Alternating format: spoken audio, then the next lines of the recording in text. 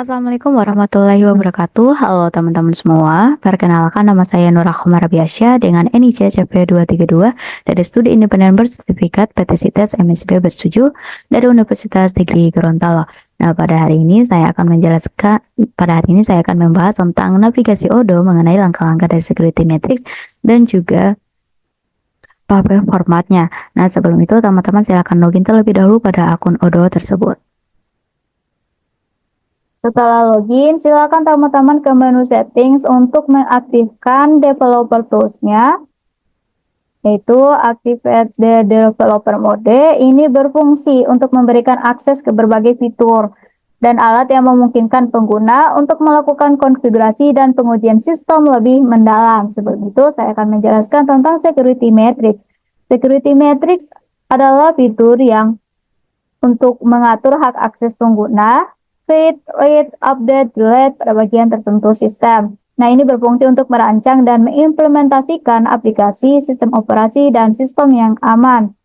Nah, manfaatnya itu mengatur akses menu, tab, field, button berdasarkan grup. Kemudian mengatur akses model hingga level CRUD. Kemudian mengatur akses record data model berdasarkan grup atau pengguna. Nah, langsung saja teman-teman kita ke menu settings. Kemudian kita ke menu user and companies. Di sini seharusnya ada 3 tampilan. Ada user, group, dan juga companies. Mungkin karena saya sudah menggunakan ini berulang kali, maka di bagian usernya itu sudah tidak muncul lagi. Akan tetapi teman-teman bisa langsung ke bagian manage usernya. Nah, kenapa kita harus pilih user terlebih dahulu? Karena kita akan melakukan konfigurasi, yaitu tentang mendata dan mengklasifikasikan kebutuhan akses pengguna. Nah, di sini ditampilkan daftar user dari security matrix-nya. Nah, bisa memilih yang sudah tersedia atau menambahkan nama user baru. Nah, di sini saya akan mencontohkan, misalnya saya pilih peta. Nah, di sini terdapat access right preference account security. Nah, apa itu access right itu? Access right itu adalah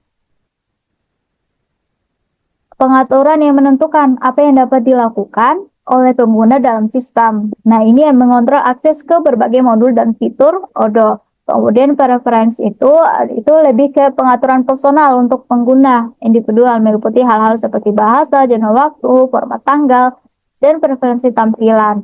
Nah, kemudian ada akun security. Akun security ini berkaitan dengan pengaturan keamanan akun pengguna. Bisa meliputi pengaturan kata sandi, autentikasi, dua faktor, dan log aktivitas akun. Nah, di bagian access right, di sini terdapat user tipenya. Nah, di sini ada 3, ada internal user, portal, dengan public. Nah, apa yang membedakannya? Kalau internal user, dia bisa mengakses penuh kepada aplikasi Odo-nya. Nah, kalau misalnya portal user, kalau kita pilih portal user, itu aksesnya terbatas, misalnya untuk pelanggan atau pemasok. Nah, kalau public user, itu hanya dapat mengakses situs web tersebut.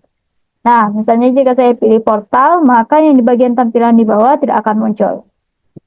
Nah, oke, selanjutnya di sini di bagian sales, di sini ada 4 pilihan, ada yang kosong, ada juga user, on document only, dan di sini apa yang membedakan di antara ketiga ini? Kalau on document only, dia hanya bisa melihat dan mengelola dokumen yang mereka buat atau yang secara khusus ditugaskan kepada mereka, yang membatasi akses untuk alasan keamanan dan privasi.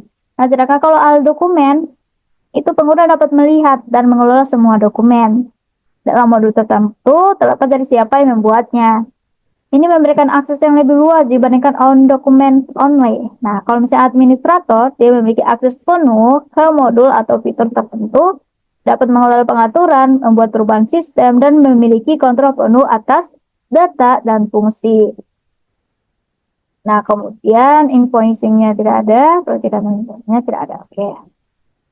Kita terlebih dahulu. Kemudian, di bagian data, dia di bagian sales user own document only. Sekarang kita akan melakukan new user lagi. Tentunya kita akan perlu nama Kira, dan di bagian email address di sini teman-teman tidak perlu menampilkan email aslinya. Di sini teman-teman bisa mengarang emailnya. Kemudian di sini kan ada 3 tampilan, ada access right, preference, dan juga account security. Nah, account security akan muncul ketika kita melakukan save manually. Nah, kemudian di bagian di bagian ini kita kosongkan, kita pilih di bagian billing administrator. Supaya kita bisa tahu yang mana kita bisa mengelompokkan yang satu bertanya di bagian mana, si Viranya di bagian mana. Di sini saya akan memilih Vira di bagian billing administrator. Nah, kemudian kita save manually.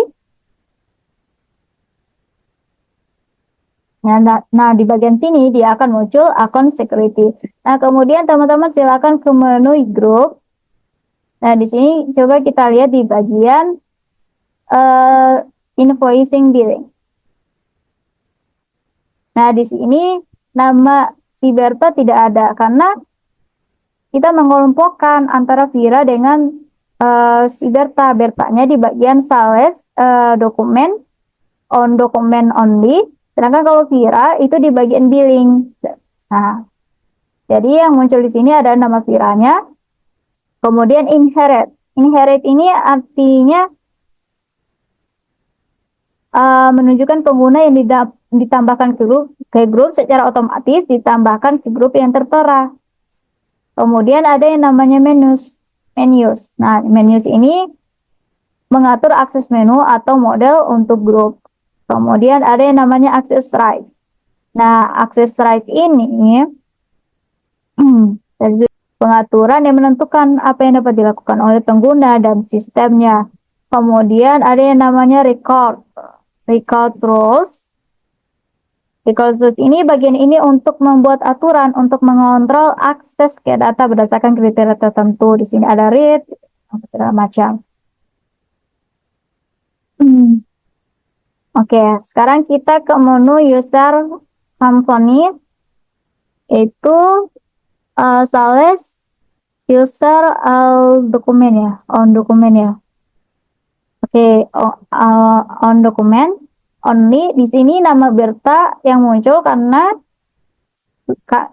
saya sudah mengelompokkan bahwa si Berta di bagian user on document only. Nah, di bagian sini nama si Vira nggak ada karena Vira hanya di bagian kelompok billingnya. Oke, selanjutnya kita akan ke menu paper formatnya. Nah, di sini teman-teman jangan lupa untuk mengaktifkan developer mode-nya. Nah, kemudian kita pilih technical, kemudian kita cari yang namanya reporting paper format. Nah, di sini sudah muncul list-list yang paper formatnya, nama paper formatnya. Di sini teman-teman bisa menambahkan paper format baru, klik new, misalnya nama laporannya tugas navigasi Odoo MSIB. Nah, kemudian paper size-nya ini teman-teman bisa pilih ukuran mana, tapi pada umumnya, laporan pada umumnya itu menggunakan A4.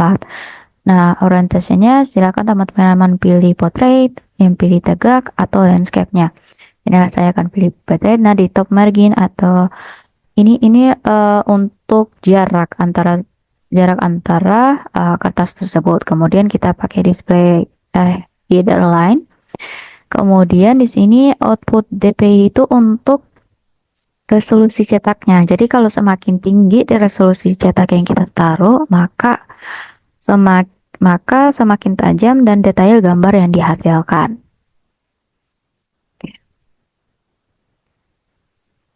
Kemudian kita klik save manually. Nah, nantinya di bagian paper formatnya di sini akan muncul. Di sini akan muncul tugas navigasi Odoo MSIB yang sudah kita masukkan.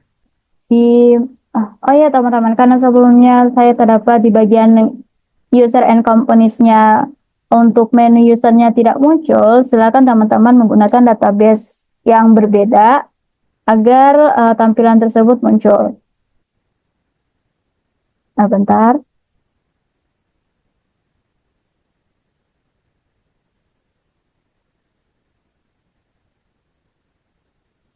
Nah, sebelumnya kita setting dulu.